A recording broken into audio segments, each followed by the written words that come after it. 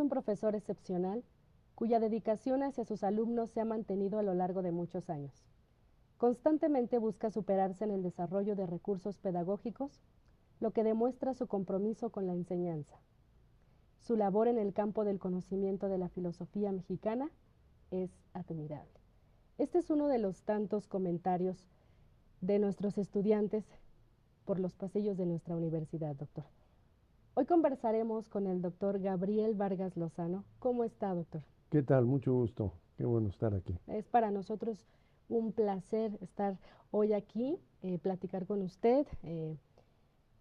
Voy a leer una pequeña semblanza sobre usted. Usted es filósofo mexicano, nacido en Guadalajara, Jalisco, el 16 de noviembre de 1947. De 1966 a 1972, cursa la licenciatura y maestría en filosofía en la Universidad de Guadalajara. Profesor en la Escuela Preparatoria número 2 de la Universidad de Guadalajara, editor de publicaciones en la editorial Grijalbo. En estos años cursa el doctorado en filosofía en la Facultad de Filosofía y Letras de la Universidad Nacional Autónoma de México, 1972-1974. Realizando su tesis bajo la dirección de Adolfo Sánchez Vázquez. Sí. Hoy conversaremos con el doctor Gabriel Vargas Lozano. ¿Cómo está, doctor Vargas? ¿Qué tal? Buenas tardes. Es para nosotros un honor platicar hoy con usted. Muchas gracias. Filósofo mexicano, nacido en Guadalajara, Jalisco, el 16 de noviembre de 1947. De 1966 a 1972 cursa la licenciatura y maestría en filosofía en la Universidad de Guadalajara. Profesor en la Escuela Preparatoria número 2 de la Universidad de Guadalajara, editor de publicaciones en la editorial Grijalbo, 1972 a 1974. En estos años cursa el doctorado en filosofía en la Facultad de Filosofía y Letras de la Universidad Nacional Autónoma de México, realizando su tesis bajo la dirección de Adolfo Sánchez Vázquez. Como profesor ayudante de filosofía de la historia en su cátedra. Además fue profesor e investigador de medio tiempo en la Facultad de Filosofía y Letras de la Benemérita Universidad Autónoma de Puebla. Profesor de tiempo completo de la Facultad de Filosofía y Letras de la UNAM. El 16 de abril de 1979 fue nombrado profesor investigador de tiempo completo, definitivo, en el Departamento de Filosofía de la Universidad Autónoma Metropolitana, aquí, Unidad Iztapalapa. Fue jefe del área de Filosofía de las Ciencias Sociales y posteriormente jefe del Departamento de Filosofía en 1980. Actualmente es profesor titular C. Doctor Vargas Lozano, nos gustaría saber más sobre usted, más sobre su niñez, cómo transcurrió su adolescencia, ¿qué nos puede compartir sobre estas etapas de su vida? Bueno, pues fue una muy buena etapa, un momento de tranquilidad, pacífico, en el cual además pues recibí de la parte paterna varias inclinaciones, tanto por la ciencia como por la literatura.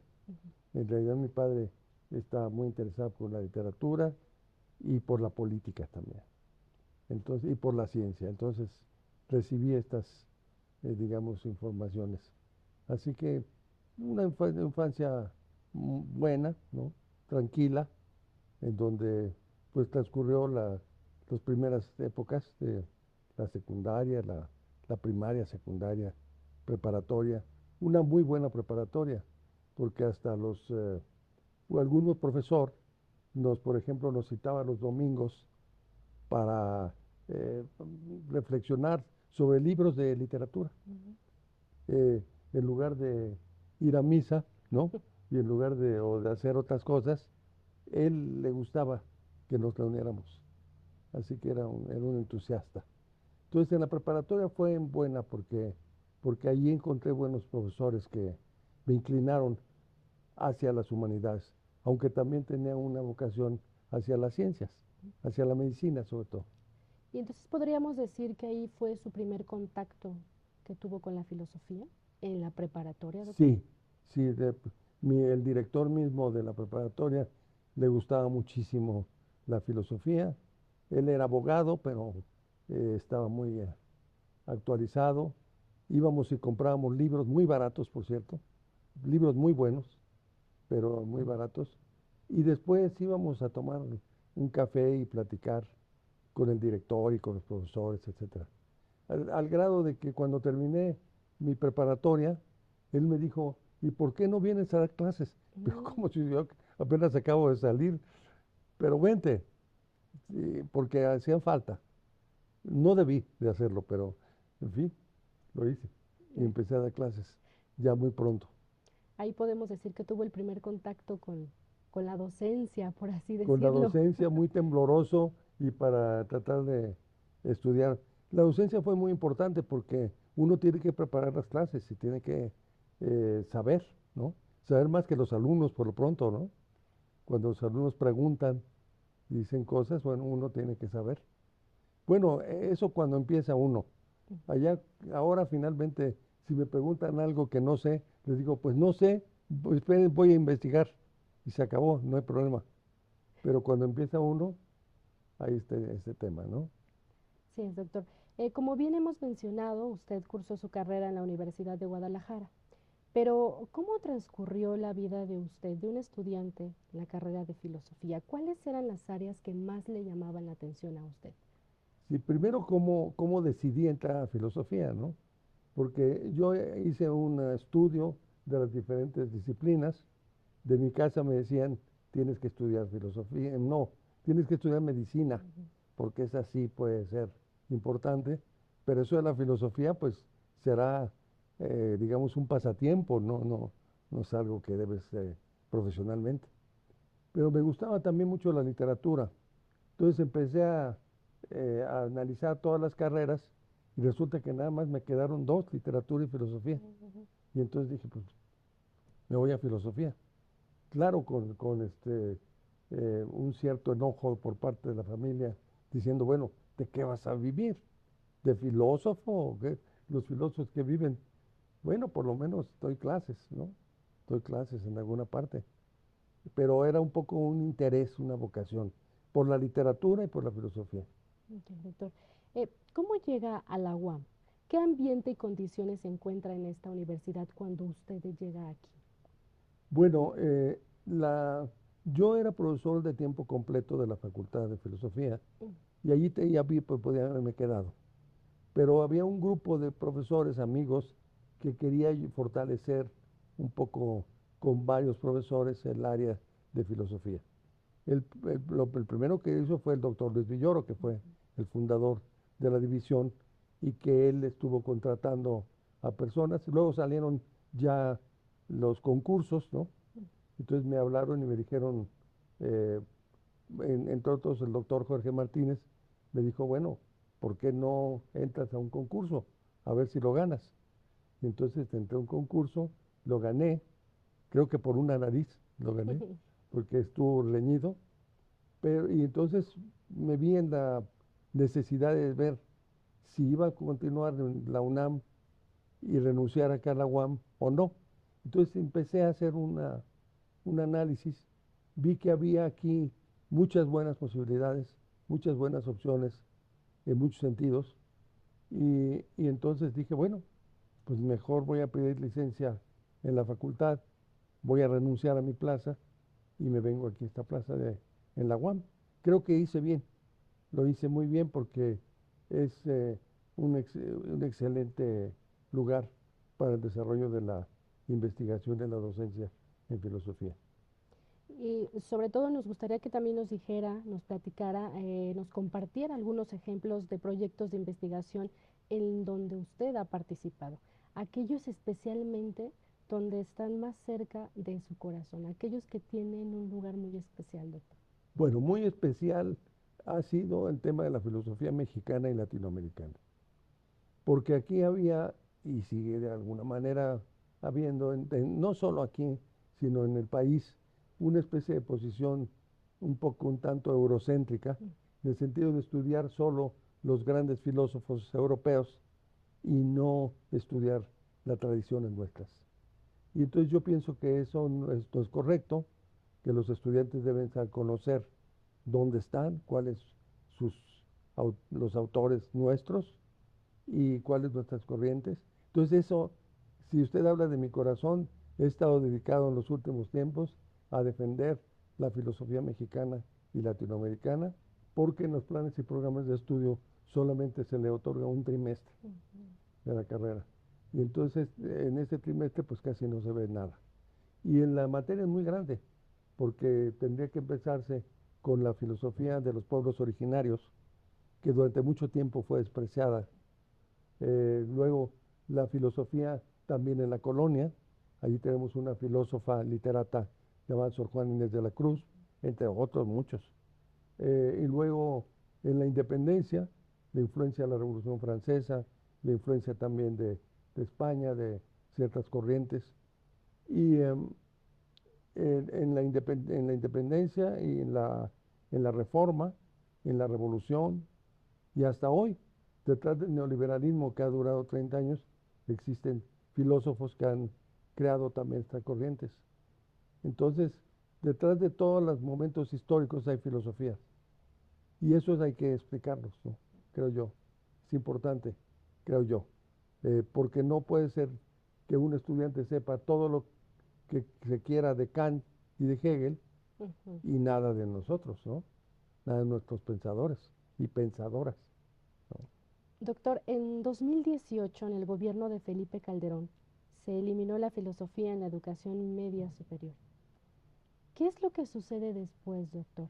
¿Nos podría platicar más sobre esta interesante etapa que usted vivió y cómo usted contribuyó a que esto no sucediera?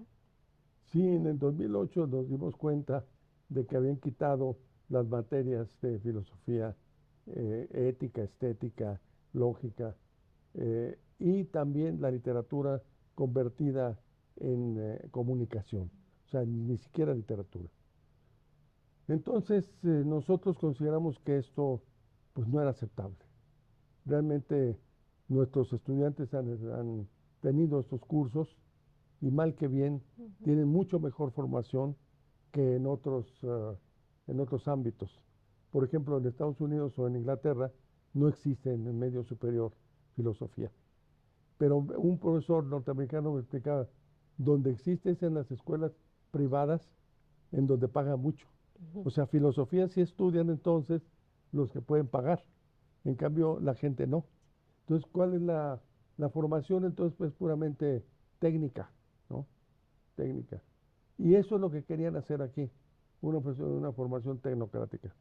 Bueno, sería muy largo explicarle toda la estrategia que desarrollamos, pero hubo un grupo de profesores e investigadores que formamos una asociación que se llamó Observatorio Filosófico de México, y allí en ese grupo de profesores e investigadores planeamos una estrategia para poder recuperar las disciplinas. Una estrategia de muchos niveles y fue muy interesante esa, porque recurrimos a los profesores eméritos de la UNAM, por ejemplo, que nos apoyaron, la Academia de Investigación Científica, UNESCO, incluso vino el relator de la ONU y lo entrevistamos, y el relator de la ONU era muy favorable a nosotros y denunció en la ONU que en México habían quitado las materias de la educación y en fin, incluso el Senado estaba dominado por el PRI y Calderón era del PAN. Entonces, e incluso al PAN estaba en contra de quitar las humanidades. Entonces le dijeron a Calderón, bueno, ¿cómo es posible que hayas quitado eso? Entonces había una serie de contradicciones que nosotros jugamos en ese sentido y afortunadamente eh, ganamos en ese aspecto. Se recuperaron las materias de nuevo. Pero nosotros no queríamos solo recuperar las materias, queríamos que las materias se impartieran correctamente, que un joven que recibía ética no recibiera una cosa así doctrinaria o repetición de un libro, sino los grandes problemas, análisis de los grandes problemas éticos que tenemos. Vivimos en una sociedad llena de problemas éticos. La violencia, la guerra, el feminismo, el patriarcalismo, la relación entre los géneros, eh, el narcotráfico, todo esto, el sentido de la vida de los jóvenes que viven en situaciones difíciles, ¿no? En fin, nosotros queríamos una renovación de las disciplinas filosóficas, pero el gobierno simplemente dijo, pónganse otra vez y ya, se acabó, pero no renovaron nada. Entonces dejaron ahí deteriorarse las materias o las dejaron a manos de un buen profesor. De pronto encontramos que un buen profesor, ese sí puede hacer materias adecuadas, digo, impartirlas correctamente, pero eso no es una política de Estado, ¿no? Entonces ese es el gran problema que tuvimos. Afortunadamente, esto recuperamos. Recientemente hubo un coloquio interesante sobre todo este tema y yo decía que en 2018, cuando llega el nuevo gobierno, se establece en la Constitución que la filosofía y las humanidades son un derecho, ¿sí? El problema es que hay que hacer valer el derecho, porque el derecho no solo hay que ponerlo en la Constitución, sino hacerlo valer. Y esa ha sido nuestra lucha, una lucha larga, eh, larga para tratar de enseñar a la gente común y corriente que la ética sí sirve, que la estética sí sirve para sus propias vidas, que la lógica es muy importante. Y ya no se diga estudiantes, sino hablo de el ama de casa. O sea, que sepan quién es, qué es la filosofía, qué importancia tiene, para qué les sirve en sus vidas. Esa es una gran tarea. ¿Por qué? Porque no se ha hecho en general, ni en el Estado, como secretario de Educación Pública, o ni en las facultades de filosofía, no se ha hecho una labor de divulgación. Cosa que sí hemos visto en la ciencia. En la ciencia durante un periodo vimos que había concursos de ciencia, que había libros de ciencia y que la gente entendía que, bueno, explicarles cuáles son sus enfermedades y cómo preverlas, pues es muy importante. O sea, la divulgación de la ciencia es fundamental, pero también la divulgación de la filosofía, en mi opinión. Gracias, doctor. Nos gustaría que nos fuéramos un poco para el área docente. ¿Qué significa para el doctor Gabriel Vargas la labor docente? ¿Cómo ve actualmente la docencia que se imparte en ciencias sociales y humanidades aquí en nuestra unidad Iztapalapa, doctor? Bueno, ciencias sociales y humanidades yo no podría decirlo porque no conozco bien. Algo conozco de filosofía, desde luego. La docencia de filosofía es fundamental, sobre todo por esto, porque estamos viviendo una transición. En primer lugar, llegaron la revolución digital, ¿no? Entonces este es un problema importante. No estábamos preparados. Digamos, toda esta, el COVID, ¿no? Y todo esto, pues nos hizo irnos a lo digital, ¿no? Pero no estábamos preparados suficientemente. Entonces estamos preparándonos para esta nueva etapa.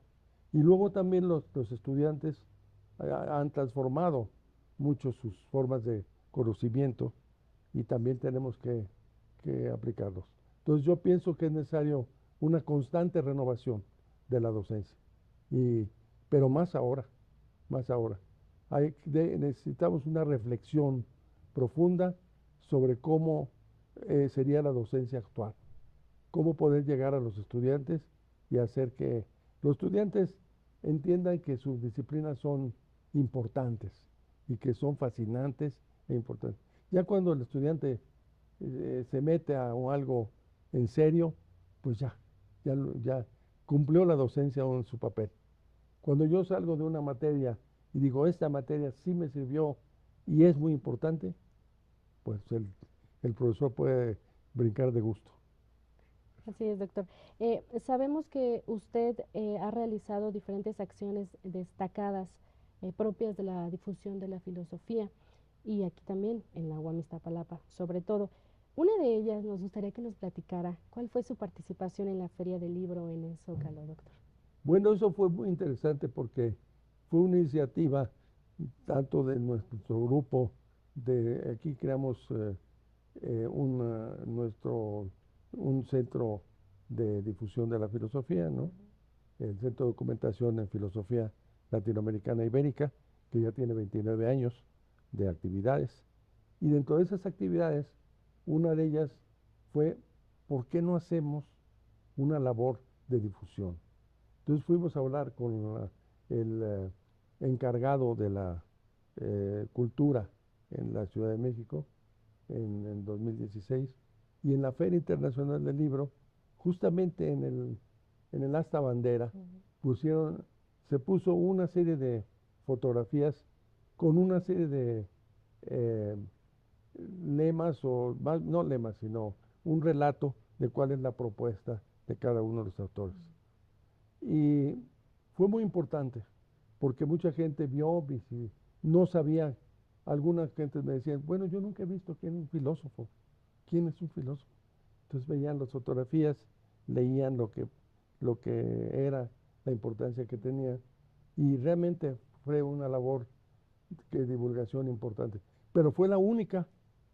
Después la replicamos aquí en la UAM. Y después nos las pidieron para Aguascalientes, en donde se hizo en un congreso de filosofía, también muy interesante.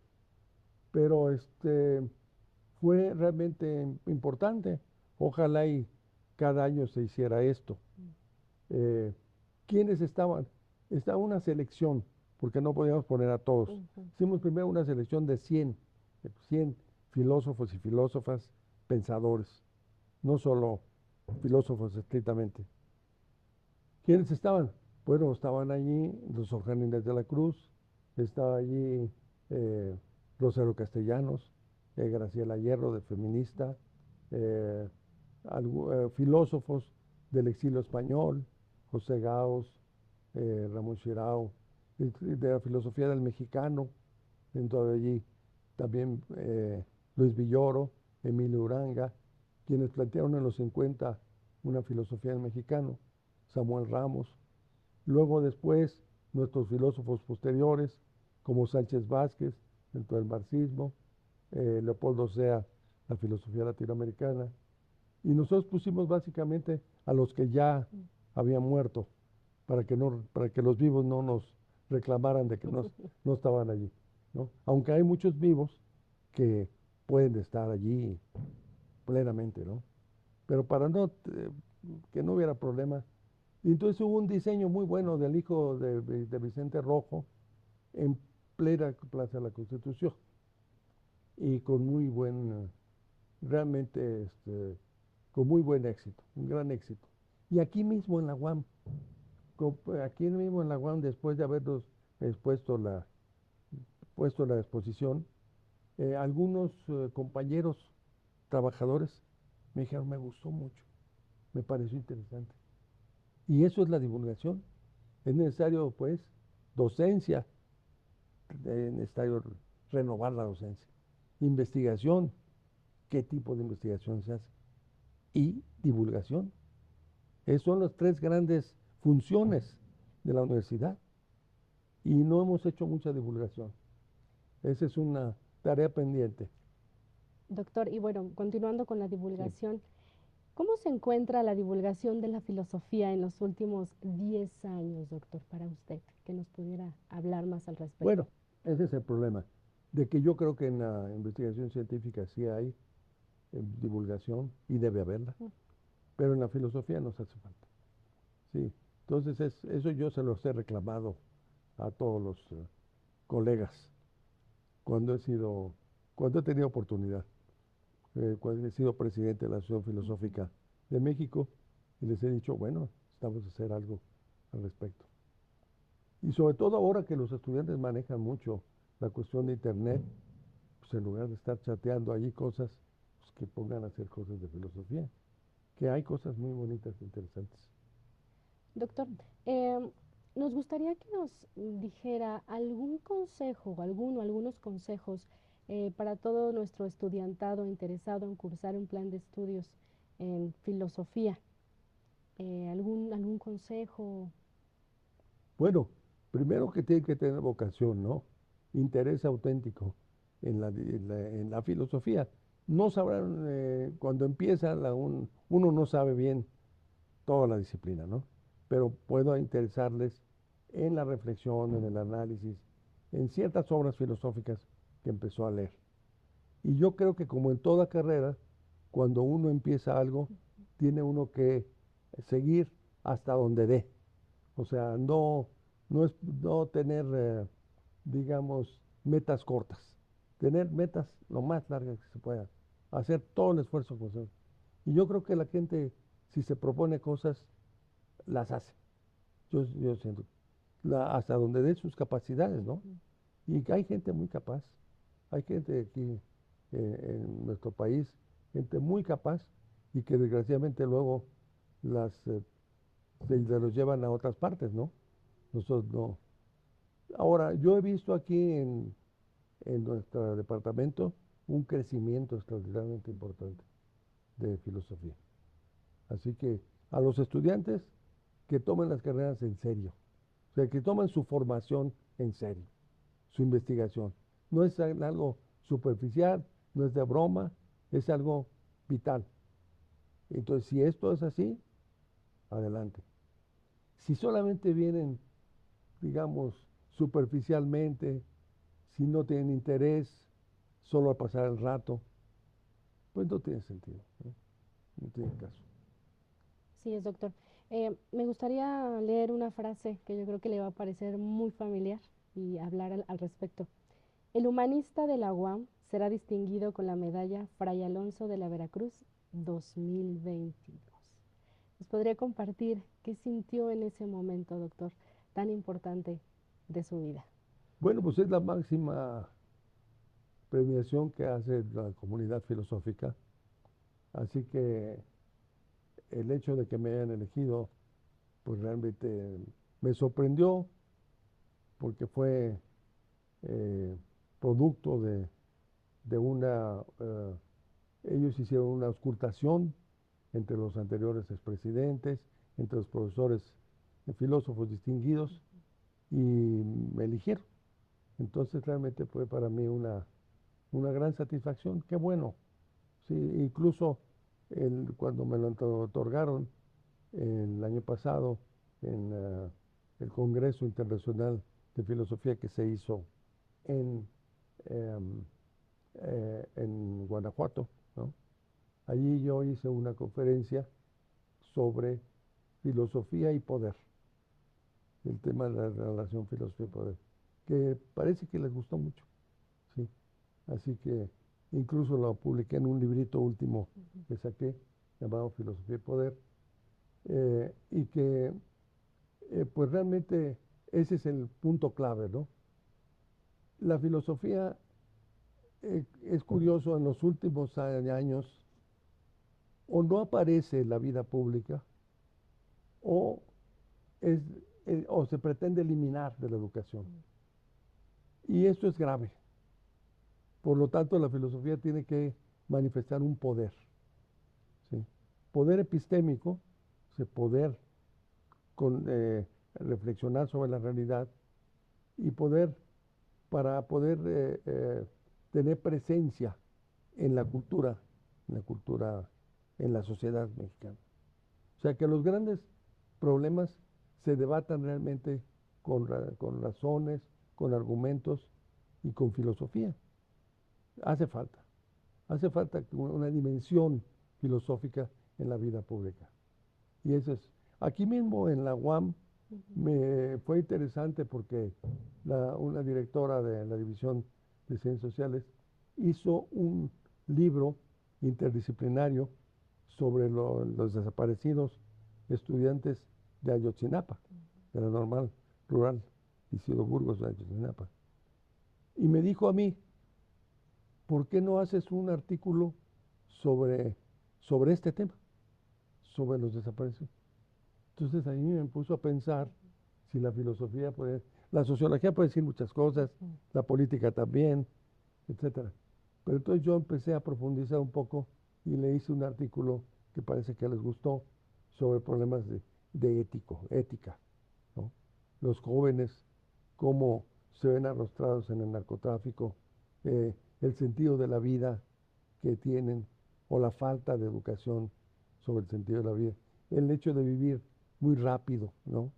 O de vivir en un ambiente donde hay vicios, en donde no hay objetivos más allá de lo inmediato. Es decir, todo este problema del ético del individuo y de la educación, de los valores, ¿no? Lo que hay es el predominio de los desvalores, ¿no? O sea, eh, digamos, ir por la senda de lo fácil y de lo rápido y despreciar la vida. O sea, hay muchísimos problemas. Y fue interesante, me gustó. Le agradezco mucho la invitación a la profesora. Así es, doctor. Eh, Mire, pues nos gustaría también que nos hablara sobre este libro que tenemos hoy con nosotros, La filosofía y una escuela de la libertad. Doctor, ¿con qué propósito se escribió este libro? ¿Y para quiénes, doctor? Si nos pudiera hablar un poco de esto. Bueno, la historia de esto es interesante, porque este libro, Filosofía, una escuela de libertad, es un libro que hizo la UNESCO en varios idiomas, en inglés, francés, alemán, etcétera, árabe, para todo el mundo, con tres grandes problemas, que son, uno, la filosofía para niños, que la gente no sabe que existe filosofía para niños, y es muy importante, importantísimo, porque no se trata de la filosofía que estudiamos acá en la facultad, se trata a su edad y una serie de procedimientos para que el niño reflexione, dialogue, piense sobre los propios problemas, ¿no? Que es muy necesario. El niño, hoy lo digo muy rápidamente porque este es un proceso, análisis largo, pero llegamos, el niño siente la violencia, siente un estado de opresión, tiene una situación, la angustia de sus padres en un cierto momento. Pero ¿cómo va a traducir esa angustia en palabras, en reflexiones? ¿Cómo va a procesar esta emoción? Bueno, la filosofía para niños y niñas va a dejar eso. Hicimos un coloquio muy interesante en el Congreso, en la Cámara de Diputados. Estuvo llenísimo, estuvo muy bien. Pero no se ha adoptado como política de Estado. Entonces hay un capítulo dedicado a eso. Un segundo capítulo dedicado a la filosofía fuera de la universidad, porque en la universidad pues estamos trabajando ciertos temas, ciertos textos, etcétera, pero el ama de casa, ¿qué? ¿O el ciudadano, qué? Ellos también tienen necesidades. Y entonces se han inventado los cafés filosóficos, digamos, las consejerías filosóficas, filosofía en las cárceles, eh, en fin, una serie de actividades que son la filosofía más allá de la escuela, ¿sí? Ese es un segundo capítulo interesante. ¿Y por qué razones ciertos filósofos han querido salirse de la universidad, como salirse del mundo académico? Y entonces, el tercer nivel es el de la filosofía en la universidad. O sea, ¿qué función tiene la filosofía en la universidad también? Porque no debe ser solo una escuelita aparte, diferente a los de historia, diferente a literatura, diferente a los de ciencias, diferente a todo. Hay una interrelación. Entonces ahí está el problema. ¿Cómo es posible? La hace, por cierto, el presidente actual de la Federación Internacional de Sociedades de Filosofía, que es la gran federación en la cual pertenezco yo como miembro del comité directivo. Bueno, pero ¿cuál es la historia de este libro? Resulta que este libro no se vende, sino se tenía que hacer en forma, alguien tenía que hacerlo y difundirlo gratuitamente. Entonces me invitaron a la Dominicana, después de toda esta lucha de que hablamos de recuperar las materias filosóficas, la UNESCO invitó al gobierno y a mí, como representante del grupo, ¿no?, a la Dominicana, para que nos hiciéramos allí un round de sombra, ¿no? Este, entre ellos y nosotros. Pero los de aquí dijeron que no iban a ir.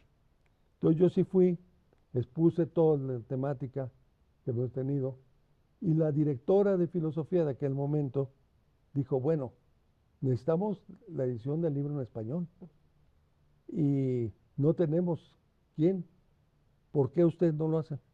Bueno, yo voy a venir a preguntar a la UAM. Pregunté aquí en la UAM Iztapalapa, dijeron desde luego que sí, y creo yo que es el primer libro que la UAM y la UNESCO, yo creo que hay que lucirlo porque es la UNAM y la UAM y la UNESCO hacen el libro para toda la lengua española. Entonces, es un libro muy interesante. Además de eso, hay muchísima información sobre todos los lugares de filosofía del mundo. Entonces, es una gran investigación.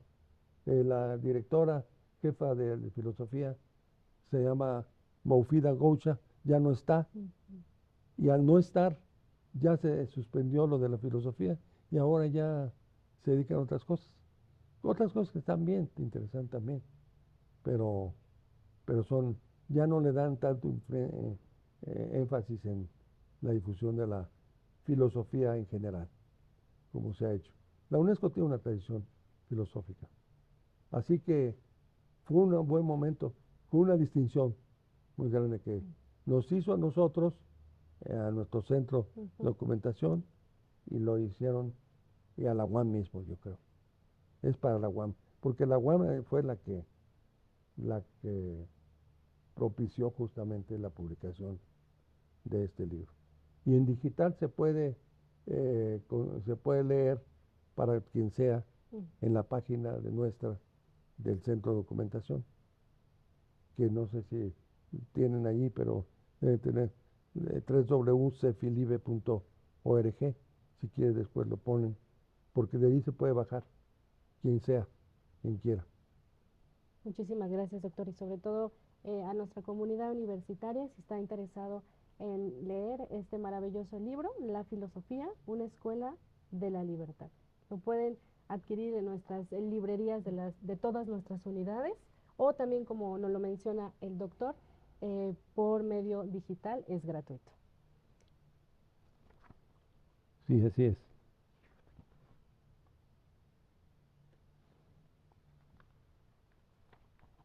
Estaba buscando aquí. Sí, Doctor, nos gustaría también que nos platicara, bueno, a toda nuestra comunidad universitaria, le gustaría saber qué pasatiempos tiene usted además de la filosofía, de difundir la filosofía. ¿Hay algo más que ocupe un espacio en su corazón que nos quiera compartir a todos nosotros? bueno, como cualquier persona, me gusta ver cine. Ahora ya casi uno no va al cine, sino ve videos en casa, ¿no? Este, Me gusta también los deportes, ¿no? El básquetbol me gusta mucho, o ver mismo el fútbol. Este, es decir, común y corriente, me gusta platicar con los amigos. Entonces, sí, como cualquier persona normal. eh, pero claro, gran parte de mi tiempo lo he dedicado, lo dedico mucho a la filosofía. A veces lo absorbe uno demasiado, porque para hacer un libro, pues hay que estar mucho tiempo allí tecleando, ¿no? Y corrigiendo, etcétera. Pero no solo uno debe ser. También, bueno, afortunadamente he podido pasear eh, en compañía de mi familia a muchas partes, pero en especial he estado en los congresos mundiales de filosofía. Y en eso, una parte es estar entre cuatro paredes escuchando una serie de ponencias de todo el mundo, ¿no? Entonces he estado, por ejemplo, en el primer Congreso de Filosofía en Boston, luego estuve en el Congreso de Filosofía en Atenas, ¿no?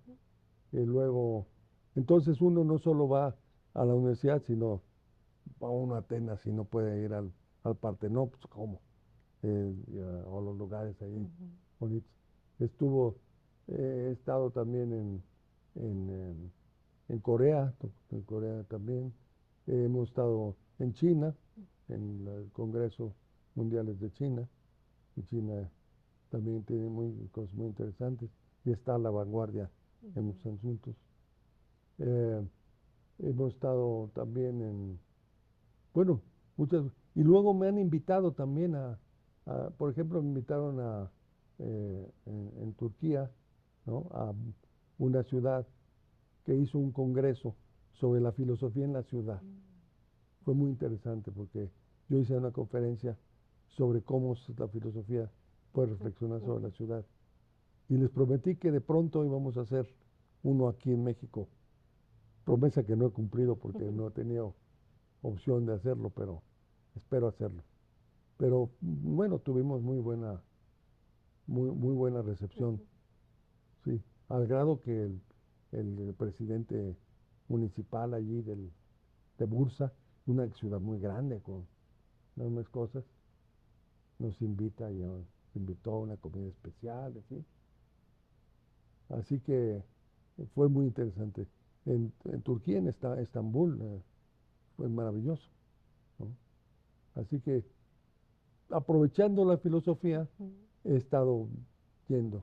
Y en Estados Unidos, me han invitado muchos Estados Unidos, filósofos norteamericanos amigos. He hecho algunas conferencias por allá, sí. Por ejemplo, en Purdue. Purdue es una universidad chica, pero tiene un aeropuerto y tiene fábrica de aviones. Entonces, o sea, es, es impresionante. Así que, Doctor Vargas Lozano, algo que le gustaría agregar a esta entrevista, algo que se haya quedado en el tintero, que le gustaría compartirnos a todos nosotros, a nuestra comunidad universitaria. bueno, por un lado quiero decir que durante estos 40 años que he estado aquí en el departamento, se ha desarrollado muchísimo la filosofía. Tenemos un gran equipo de filosofía. Entonces, realmente es importante, de filosofía política y moral sobre todo. Es un grupo fuerte. Eh, Han hecho libros, han crecido mucho. Muchos de ellos, cuando yo fui jefe de departamento, los invité a que vinieran. Entonces, digamos, yo siento que esa evolución de esos filósofas y filósofos han sido importantes. Luego aquí no nos referimos, pero cuando estaba de jefe de departamento, con otros departamentos de la UAM, hicimos una revista llamada Investigación Humanística, que yo fui también coordinador de esa revista, y pues fue importante. Pero como era demasiado trabajo y no había muchas condiciones para hacerlo, pues desgraciadamente tuvimos que suspenderla en un momento dado. ¿Sí? Así que, y luego también otra cosa que es importante, un par de cosas que es importante. Una, que hemos aquí celebrado el Día Mundial de la Filosofía y como usted que participó en ello, hicimos un bonito video sobre Sócrates, ¿no? Que me gustó muchísimo, que usted lo narró. Y estuve yo leyendo diferentes obras sobre Sócrates, en fin, y fue muy interesante. Y el acto también fue importante. Eh, y otra cosa chica, pero vale la pena. Hicimos un coloquio de estudiantes leyendo a sus profesores. Entonces los profesores han hecho libros, pero los estudiantes, ¿qué opinan de ellos? Y entonces le pedimos a varios estudiantes que hicieran una reflexión, incluso frente a los profesores. Excelentes, salió muy bien. Entonces es una gran satisfacción esa. Esa fue chiquita, pero no se ha vuelto a hacer, pero ojalá y se haga. Sí. Ojalá que sí, profesor. Ya para cerrar esta entrevista, doctor, nos gustaría que nos dijera, para usted, ¿qué es la Universidad Autónoma Metropolitana? Un lugar en donde uno puede desarrollar libremente sus investigaciones, en donde nuestras iniciativas encuentran apoyo, ¿no? Para su desarrollo, ¿no? y en donde he estado pues los mejores años de mi vida, eh, muy contento en relación a todo a- a- al clima y a las condiciones.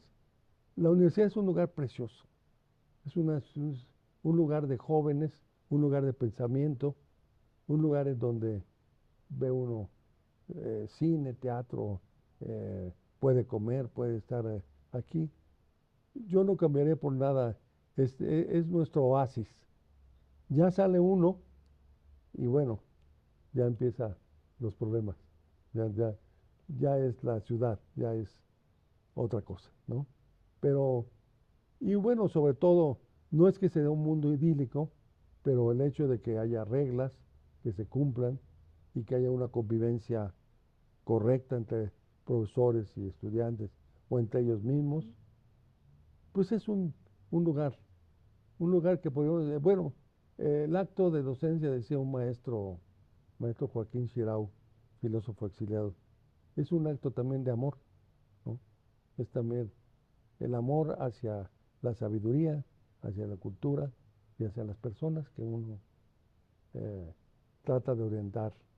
Aunque también estoy de acuerdo con la tesis de Bertrand Russell, Ujú. que enseñar es enseñar, educar es enseñar a pensar al alumno por sí mismo, no para que repita lo que yo digo, sino por sí mismo, bajo la guía del maestro. El maestro le da una guía, pero el estudiante se desarrolla por su cuenta. Muchísimas gracias, doctor Vargas, por esta enriquecedora charla. Nos Gracias a usted. encontramos pronto en esta su casa abierta al tiempo. Muchas gracias. Gracias a usted, doctor. Gracias.